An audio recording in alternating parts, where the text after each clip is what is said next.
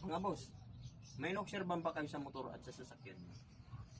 Na kahit bagong car wash yan, parang ang lungkot ng kulay ng motor niyo. Tulad po nitong Tagaraw.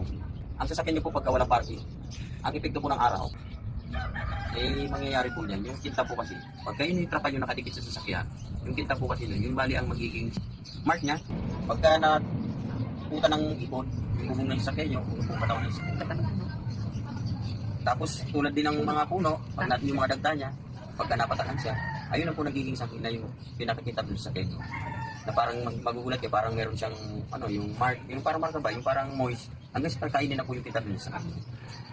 Mapapansin nyo, mag-blurred na siya, tapos minsan, siyempre pagka kinarwas, pipilitin natin siyang puspusin para mawala yung mga mancha-mancha. Pero hindi na po mawawala yung pagkain na kagalan. Ito naman mga boss, sa pagsishampoo at pagkakaros ng sasakyan. Unang-unang ginagamit po dyan, kailan po malinis na basahan at kulang buhangin ng basahan. Kasi dyan po nakukuha yung nagkakaroon po ng parang albot ng pusa, yung street mark, hanggang sa dumami na siya. Kailangan laging malinis, pati tubig malinis. At huwag na huwag kayo magpupunas sa may alikabok ang sasakyan niya.